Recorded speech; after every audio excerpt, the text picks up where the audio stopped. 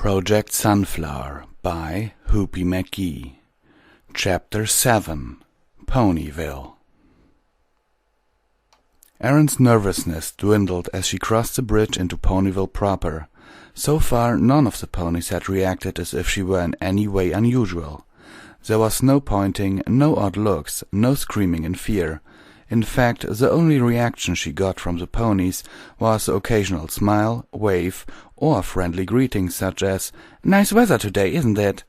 She broke into a grin as she walked along. This town was such a happy place, and the ponies were all such wonderful people, that she couldn't help but be in a good mood. In fact, the only thing that was disturbing her at the moment was an itchy feeling she was getting under the canvas that was holding her saddlebags across her back. Not really surprising, considering how much running around and sweating she'd done since arriving. But hopefully, once she got a room at the guest house, she'd be able to get her bags off and give herself a good brushing. With that in mind, and with a spring in her step, she bounced up the steps to the door to Town Hall and let herself inside.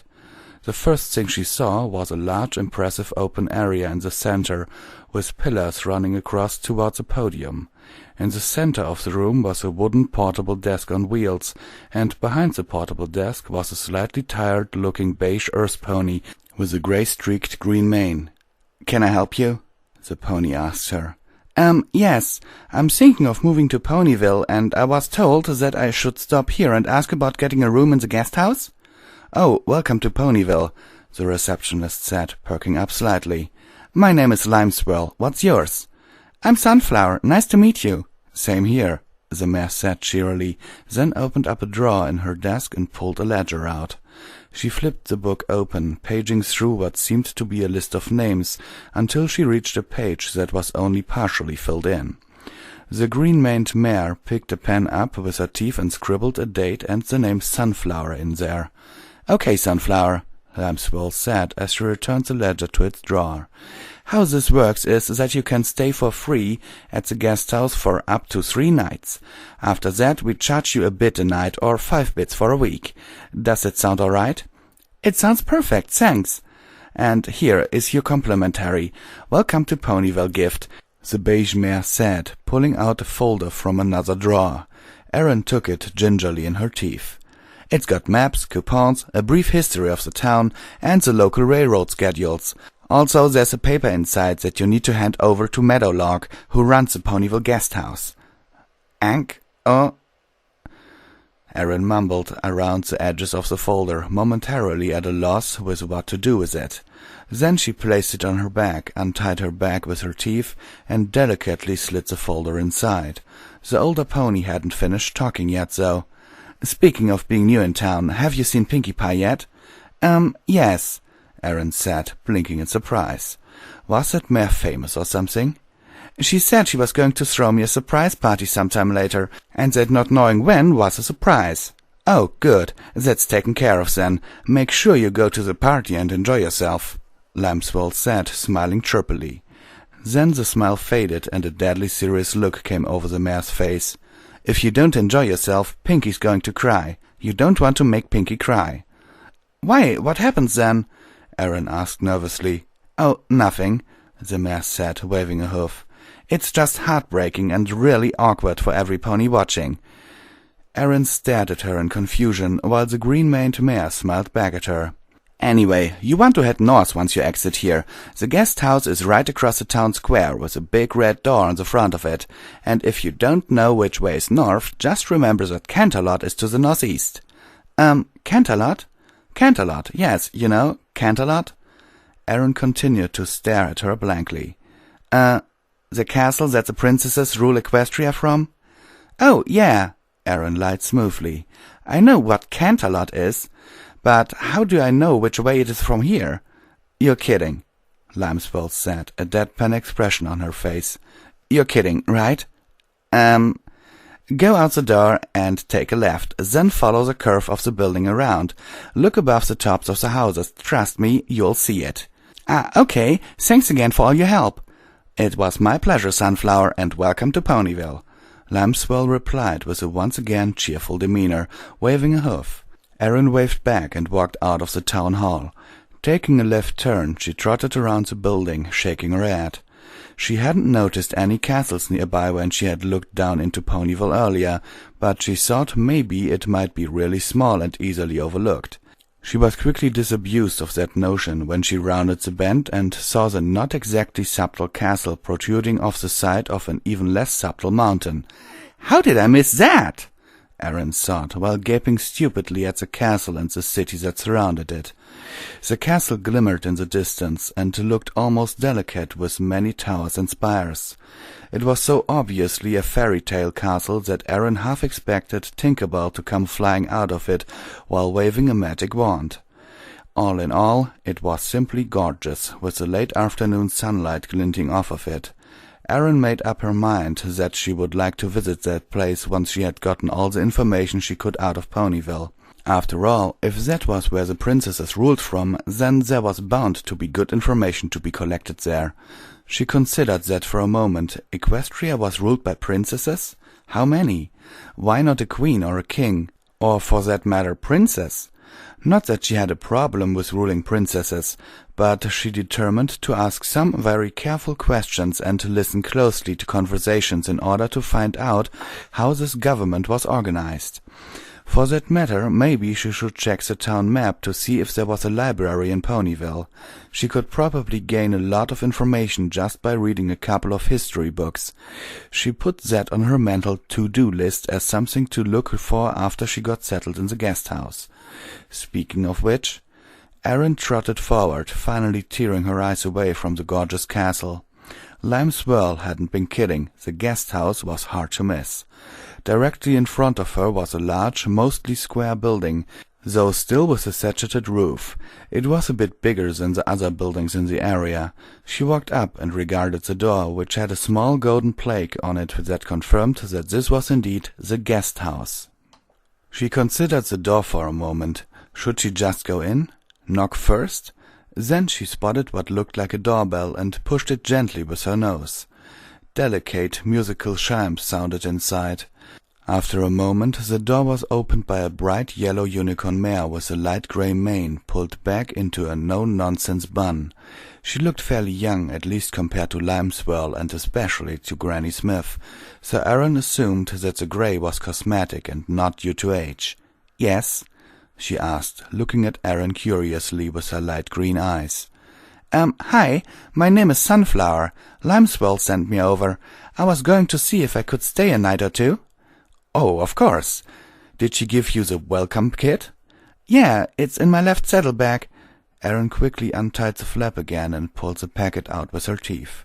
Then she jumped in surprise as the packet suddenly started glowing with a yellow light and then floated gently away from her. Meadowlark didn't act as if anything were wrong at all as it floated up to her, flipped itself open, and then a sheet of paper was pulled out, all without any obvious means of support. Aaron's mind was buzzing with shock and wonder. Telekinesis. Right in front of her, this unicorn was using telekinesis and acting like it was no big deal. Meadowlark looked up and frowned at the stunned expression on Aaron's face. "Is anything wrong?" Aaron shook herself and closed her mouth with a snap. No, of course not," she said, giggling shyly. "Why would there be anything wrong?" She was unaware that her eyes were practically bugging out of her head. "Okay," Meadowlark said, tilting her head to her left. "What, have you never seen a unicorn use magic before?" "What, magic? Oh, no, of course, I've seen magic loads of times." "At birthday parties, in movies." Aaron thought, slightly giddy with excitement. She wondered why they called it magic instead of something more sensible like telekinesis, but decided that she could find that out later. Meadowlark stared at her for a moment, then shook her head. "All right, follow me," she said, turning and heading into the guest house. As she turned, Aaron caught a glimpse of her cutie mark, what looked like an open ledger. She wondered briefly what it meant. Aaron followed her in, taking the time to glance around at the decor. As with Applejack's kitchen, it looked startlingly like an old-fashioned human home, the kind of sometimes might see in a movie or old TV show. The walls were a creamy off-white with redwood trim. The dark hardwood floors were in good shape, a few scuffs and scratches, but nothing serious. The floors also had several area rugs, probably to cut down on the number of additional scratches that the floor would receive. The rugs themselves were simple and well made, though showing some signs of wear, and made of simple colors and patterns.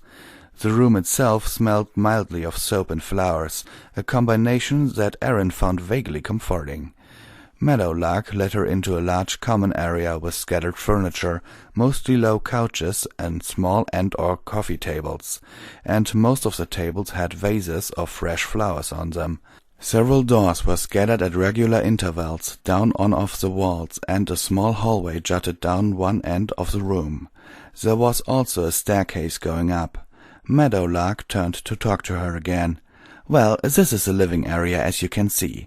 The rooms are pretty small, so feel free to relax out here as long as you don't disturb other guests. The restroom and the bars are down that hallway," she said, pointing with a hoof. "And it's first come, first served. There are 2 other guests staying here at the moment, so it shouldn't be hard to get in there if you need to, but it's probably a good idea to not wait until the last minute, just in case." Erin nodded at that, thinking that it was pretty sensible advice. "Upstairs is my apartment," the yellow unicorn continued. "Please don't bother me up there unless it's an actual emergency. If it's not urgent, you can just write a note and put it in the box there," she said, pointing to a red box with the word "manager" written on it. "Sounds good. So, Sunflower, how long were you planning on staying? Limeswirl explained that we start charging after the 3rd night, right?" "Oh, yes. Well, I'm not sure. I'm hoping to move to Ponyville, but that means I need to find work. I really don't have any, bids right now. Well, ponies are always looking for help around here. In fact, over by Town Hall, there's a board where ponies can post notices for different kinds of help needed, and that might be a good place to start. If you decide to stay past the 3rd night, just let me know by dropping a note in the box, and I'll collect the money daily." "Sounds good." "Also, I'm the manager here, but it really doesn't take much of my time. My real job is to do the town census and make up population reports for the mayor. So if you're moving here, I'll have to ask you a few questions. Don't worry about that now, though. I can wait a couple of days until you settle in before I start harassing you for information." Meadowlark laughed briefly at that. Erin chuckled back weakly. What kinds of questions was she going to ask? She decided that it would probably be best to do some research before finding out. She had to know enough about Equestria and how it worked to be able to fake it accurately. Her food supplies should last her a couple days, at least, and she could always graze after that ran out, so her only real worry was getting the bits needed to pay for the room after the 3rd night. "Research definitely comes first," she thought. "Here we go," Meadowlark said. "This is your room." She pushed the door marked number 4 open, and Erin peeked inside. The room was tiny, which was to be expected. There was also a small bed stuck in the corner of the room, which Erin found mildly surprising. She had half expected a pile of hay or something. There was a small bureau with 5 drawers in another corner opposite the bed, and a desk with a low bench for sitting on in another. A tiny window was against the wall between the bed and the bureau. Like the common area, the furnishings in the room were sturdy, simple, and a little worn, but clean, very clean and cared for. Meadowlark was obviously a good manager if she kept things in such good order. The bed was made with a red and black checked blanket, and a large green comforter was folded up at the end of the bed. There was also a large chest, apparently made of cedar, at the foot of the bed. "It's very nice," Erin said, genuinely pleased. Meadowlark smiled at that, happy to receive the praise. "Well, it's small, but I keep it clean. I'll ask you to do the same. I'm not a maid, so I'll be asking each guest to do their own laundry and cleaning. The bedding is fresh right now, and I'm asking that you wash it when you're done with your stay. I'll show you where the laundry area is in a minute. Is it okay if I leave some of my things here?" "Yes, naturally," Meadowlark replied. "It's your room now, at least for the time being. Here, come with me and I'll show you the rest of the house."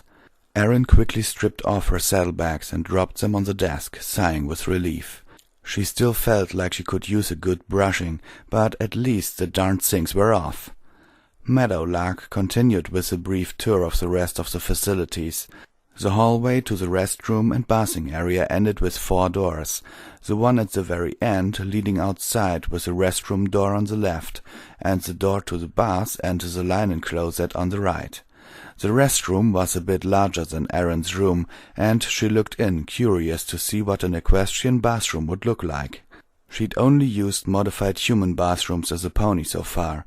What she saw was basically a raised trough with a foot pedal that she guessed acted as a flusher, and a small pitot-looking device that also seemed to be operated by a foot pedal. There was a pedestal sink as well, with a bar of soap. The linen closet was just outside the door of the bath, and had a variety of towels in it. Meadowlark repeated that she expected the guests to wash and put back any towels that they used. Erin nodded agreement. The bath area itself was actually pretty tiny, with a small claw-footed tub and a shower head, which pleased Erin to no end. She much preferred showers over baths. There was another pedestal sink in there as well, most likely for the brushing of teeth, and a small mirror. The building manager then led Erin out the back door and into the yard, where she was vaguely surprised to see an old-fashioned washtub with a washboard and clotheslines strung up. There were a couple of towels drying on the line already, Erin saw, guessing that those were from the other guests. There was a small cabinet outside that held soap for washing, and in the center of the yard there was a long-handled pump for the water. She stared at it briefly, never having seen an actual water pump before, though she had heard about them. As that concluded the tour, Meadowlark wrapped up saying, "Now, I know that sometimes accidents happen, and I've had ponies break or damage things before. If it's an honest accident, I'll probably let it go or maybe just charge a couple of bits for it. But you have to tell me right away. If you don't tell me, I'm going to have to assume that you did it on purpose or are trying to hide it, and I'll charge you full price for a replacement. We're operating on a very small budget here, and I can't have ponies breaking things, okay?" "Okay, that makes sense," Erin said, resolving to be super careful. "Well, that's about all. Did you have any questions before I go back up to my apartment?" Yes, if you don't mind. Could you tell me if Ponyville has a library I could visit?" "You could just check your welcome packet, you know," Meadowlark said with a sigh as Erin blushed with embarrassment. She had already forgotten about the map. "But yes, we do have a library. It's in the center of town that way," again pointing with a hoof. "Just look for a large tree. You can't miss it." "Okay, thank you so much for all of this. It's a great relief having a place to stay." "You're quite welcome," the gray-maned pony replied with a small smile. "Make yourself at home, clean up after yourself, respect your neighbors, and try not to make too much noise. That's all I ask of any pony. Have a good stay." And with that, Meadowlark turned and trotted back into the building. Erin shouted a quick "Thank you!" after her, and then moved off into the direction that the yellow unicorn had pointed. As she trotted along, she regarded her surroundings curiously. The common theme for housing still extended here, but she could see that many of the homes had small businesses on the first floor. She guessed that it was a similar situation as a guest house, where the business happened on the first floor and the family lived on the second. It seemed like a really sensible arrangement to her. Small colts and fillies filled the streets ahead of her, playing various games, often involving hoops or balls. Some of them were obviously playing hide-and-seek or some variant of tag. Erin smiled to see them play. They seemed so much like human children in their interactions, but so much cuter, at least to her. She found herself wondering again about how the ponies chose their cutie marks, seeing that none of the children had any. How did they choose them, and what did they mean? Erin shook her head, deciding that it was a mystery for another time, and focused on getting to the library. She did see the leaves of a large tree up ahead, up above the rooftops, and made her way towards it. That was likely to be the tree that Meadowlark was talking about, with the library next to it. As it came into view, however, Erin stopped in her tracks, once again shocked right down to her hoof-tips. The library wasn't next to the tree. The library was the tree. It was indeed a large tree, and obviously alive if the green leaves adorning it were any indication. But it had a large door set into it, and several windows, and a balcony in a tree. She shook her head again, trying to clear it. Maybe one of these days, she thought as she made her way up to the library door, this town would stop surprising the heck out of her. She knocked and heard a young, male-sounding voice say, "Hold on, I'll be right there." The door cracked open, and the voice said, "Yes, how can I help you?" Erin would have replied, but she was far too busy being shocked once again. She felt the strength go out of her back legs, and her rump hit the ground as she stared at the small bipedal purple lizard thing with green spikes on his head. The lizard thing blinked its green eyes at her, then grinned impishly and said, "Don't tell me. Let me guess. First time seeing a dragon?" The dragon?"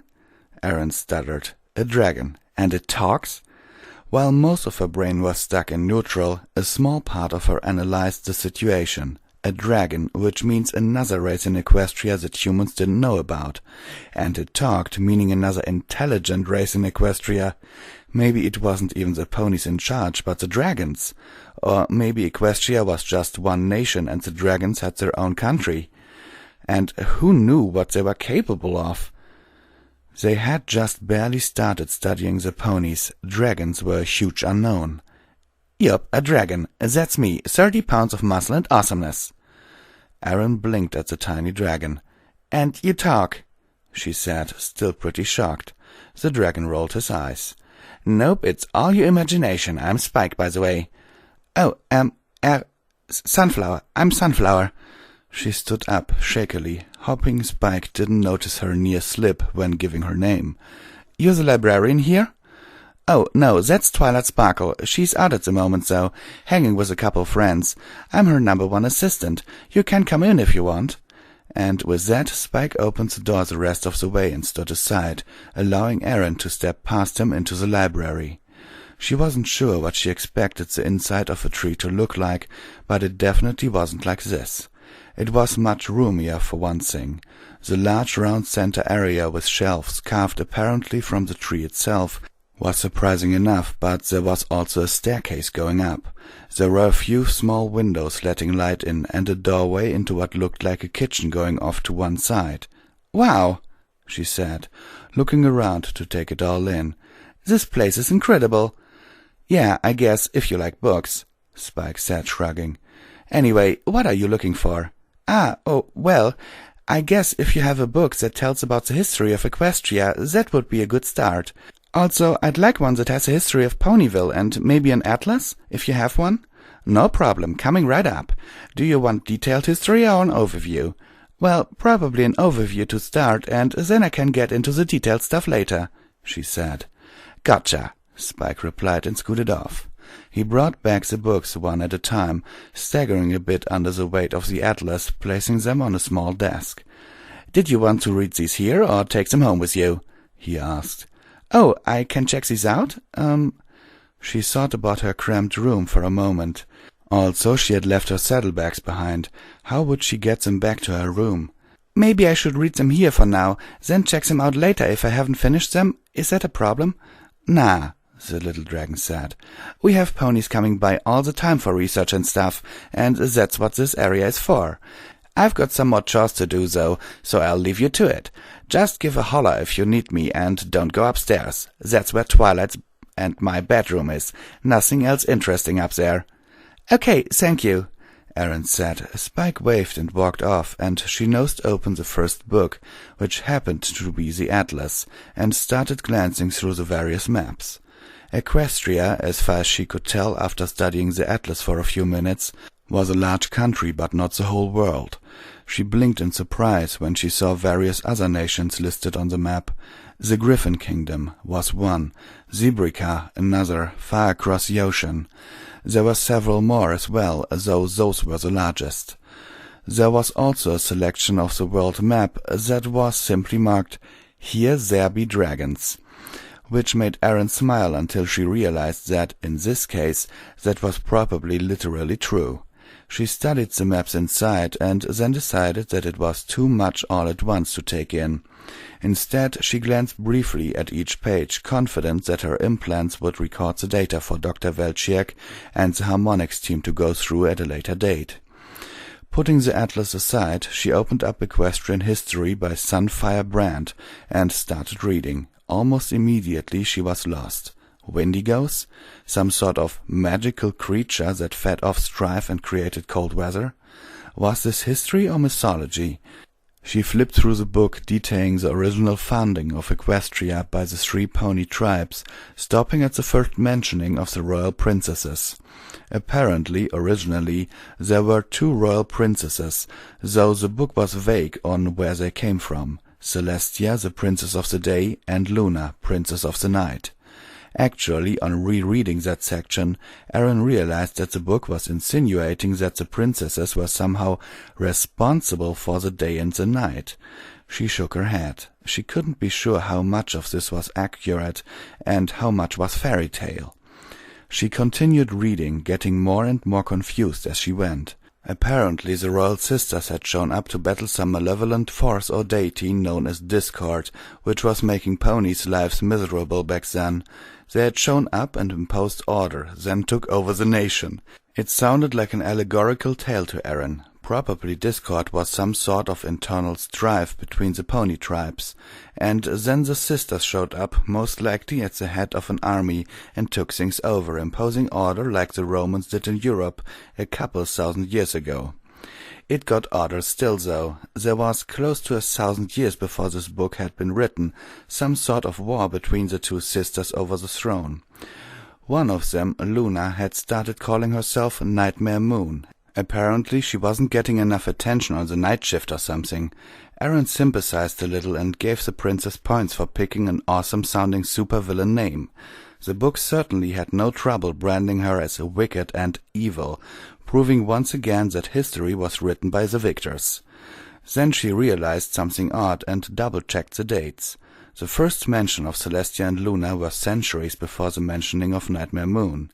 But the princesses in the Nightmare Moon story had the same names. Also, a rough illustration seemed to show that the princesses had both wings and horns, which would indicate, if they actually existed outside of myth, that they represented a 4th variant of ponies.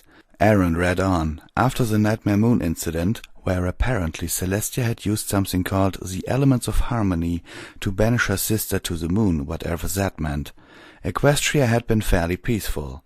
A few hundred years after Luna's rebellion, there was a near war with the expanding Griffin Kingdom, which another princess, apparently also called Celestia, managed to avert. That was by far the most interesting thing that had happened in the intervening years, at least according to this book. Aaron closed the book, thinking about what she'd read. She had no idea how recent the so-called history in the book was, and how much was myth, and how much was real. She had a feeling that what she had just read was more along the lines of a holy book, rather than a pure history. Maybe, when the librarian returned, she could ask her some more details about what actually happened. She'd have to be careful, though.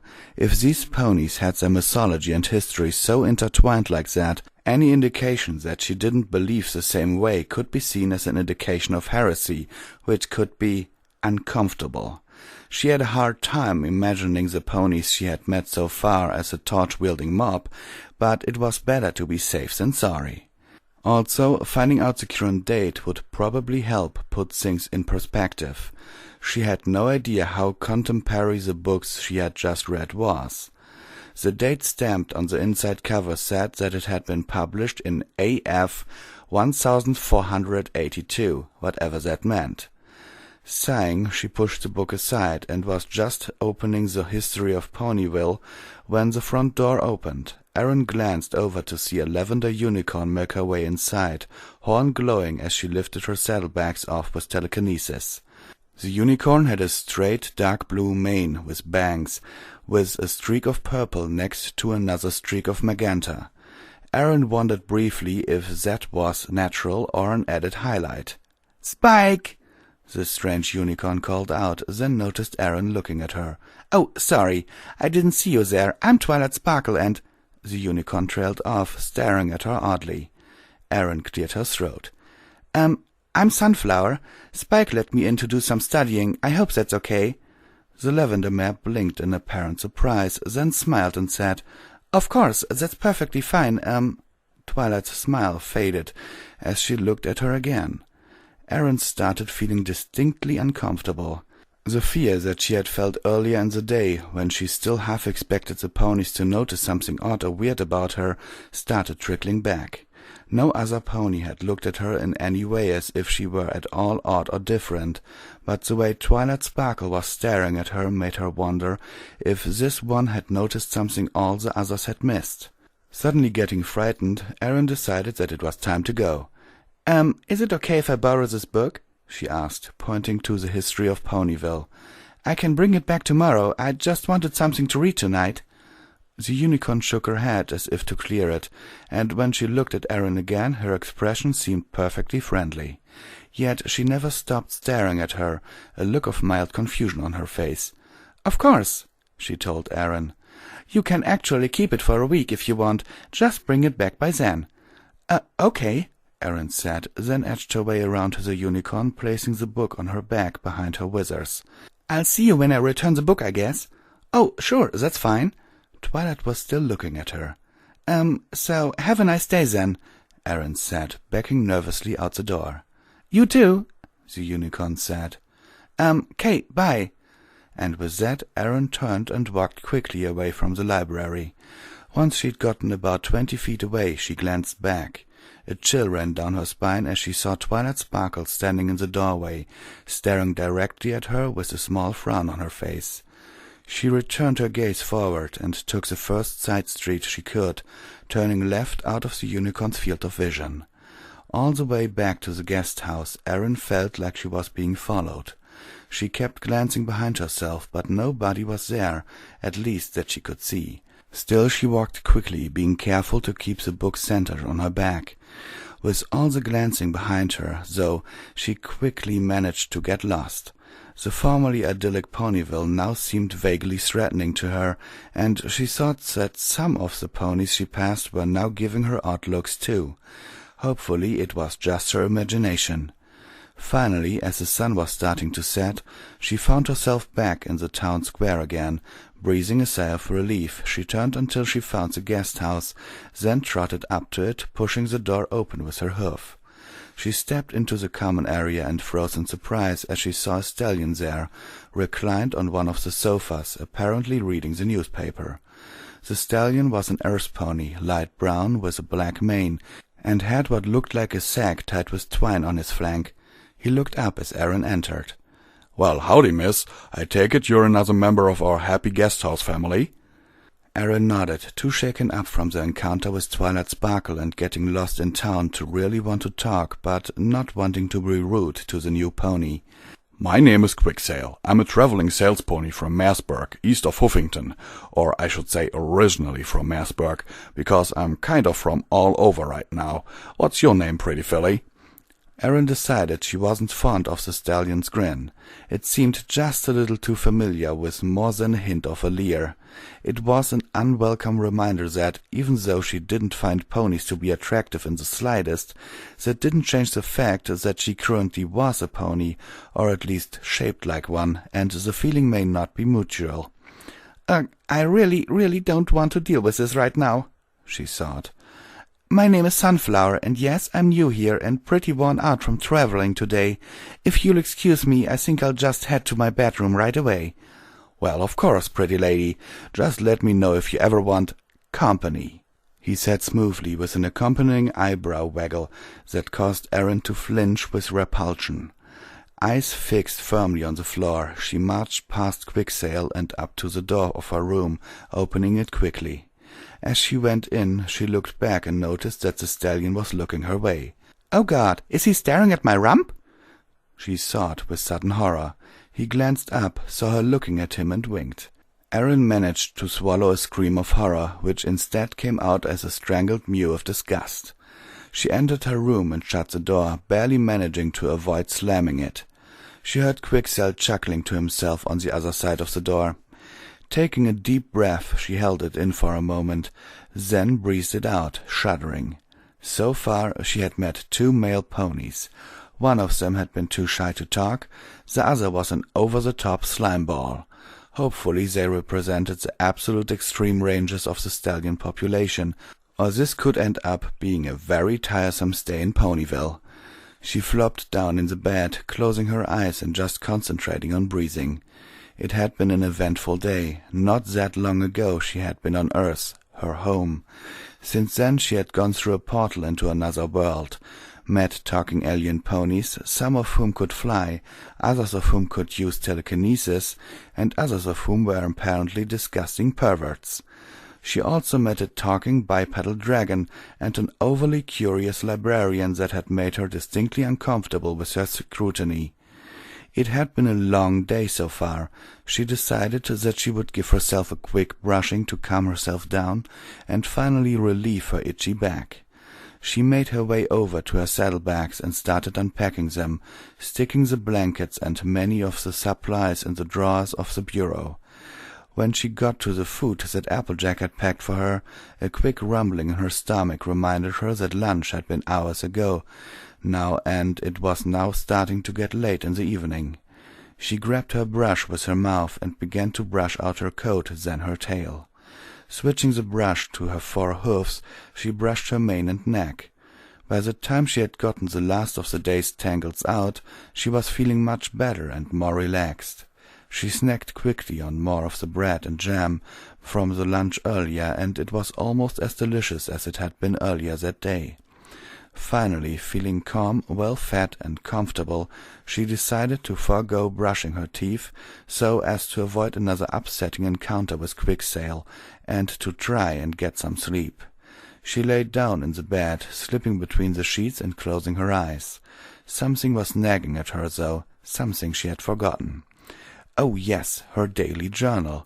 Quietly, so as to not be overheard through the walls of her room, she started to whisper. Aaron's Journal, Day 1. Dear Dr. Welchiak and the rest of the Harmonic team, this is the end of my first day here in what we called Pony World, which we now know is called Equestria. Or at least this nation is called Equestria because I found out that there are other nations here as well. After having met a talking dragon and seeing places on the map called the Griffin Kingdom and such, I have come to the conclusion that ponies are not, as previously suspected, the only intelligent form of life here on this world, though it remains to be seen if the griffins are actually griffins, like from our mythology, or something different, perhaps even ponies calling them griffins in order to sound tougher or something. That makes our task much more complex, as I'm sure you know.